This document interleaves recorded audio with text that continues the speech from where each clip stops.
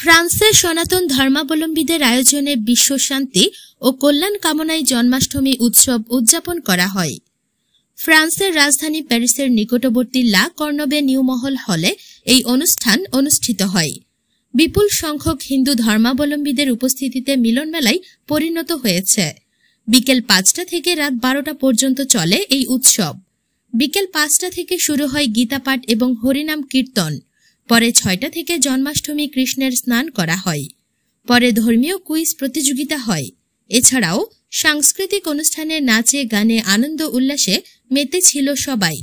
উৎসবে সার্বিক সহযোগিতায় ছিল রজত রায় রাজু, অজয় দাস, সুকান্ত সরকার, অসীম চক্রবর্তী, সমীর রায়, নিমাই দেবনাথ, পলাশ দাস, প্রশান্ত সরকার, বিনয় শীল, অনুপ সাহা, বিকাশ কর্মকার, জয়ন্ত ঘোষ, সুমা দাস, সাথী মজুমদার, রুমা দাস, সুজাতা বিশ্বাস, সমীর দেব, পলাশ মণ্ডল, উত্তম বারৈ, টিঙ্কুপাল, স্বাগতম ঢালি, রিপন দাস, সঞ্জীব দাস, দেবজিৎ দাস, জয় গোস্বামী, সুমন, অশোক, গণেশ শীল সহ আরও অনেকেই। পরে সকলের মাঝে প্রসাদ বিতরণ করা হয়। পরে বর্তমান বাংলাদেশের বন্যা পরিস্থিতিতে সকলকে ঐক্যবদ্ধ হয়ে সহযোগিতার হাত বাড়িয়ে দেওয়ার আহ্বান জানান। এবং জন্মাষ্টমীর শুভেচ্ছা সবাইকে।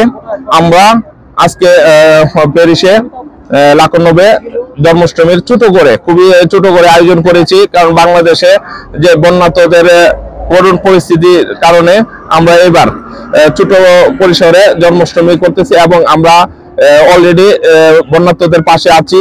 আমরা অলরেডি কিছু সাহায্য করি।